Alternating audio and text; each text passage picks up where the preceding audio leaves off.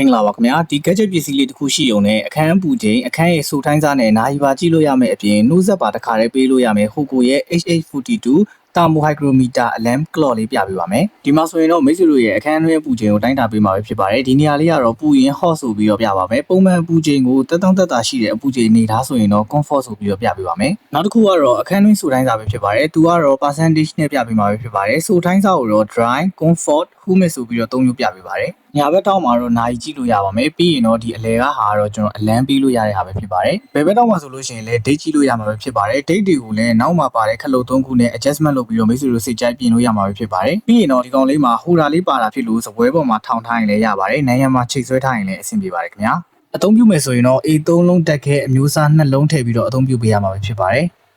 အဲကွန်တက်ထားတဲ့အိမ်တွေအခန်းတွေဆိုလို့ရှိရင်လည်းအဆင်ပြေတယ်။ဘာလို့လဲဆိုတော့အပူချိန်နဲ့စူထိုင်းစာကို valent ဖြစ်မဖြစ်ဒီပစ္စည်းလေးကနေတခါတည်းကြည့်လို့ရလို့ပဲဖြစ်ပါတယ်။နောက်ဆုံးအနေနဲ့ကတော့ဒီကောင်လေးကို24နာရီလုံးလုံးသုံးမလား12နာရီပဲသုံးမလားဆိုပြီးတော့လည်းရွေးချယ်လို့ရပါတယ်။ဒါလေးကတော့သူ့ရဲ့နာရီအလန်းတန်လေးပဲဖြစ်ပါတယ်။စက္ကန့်နည်းငယ်အကြာရင်တော့သူကအတန်လေးတစ်မျိုးထပ်ပြောင်းပါတယ်။မိတ်ဆွေတို့အနေနဲ့ချန်နယ်တက်လို့ဝယ်ယူအားပေးခြင်းနဲ့ဆိုရင်တော့ခုနှစ်ခွန်3မနောဟရီလမ်းပေါ်ကမိတ်ဆွေတို့ရဲ့စုခုနမှာလာရောက်ဝယ်ယူအားပေးနိုင်ပါတယ်။အားလုံးပဲကျေးဇူးတင်ပါတယ်ခင်ဗျာ။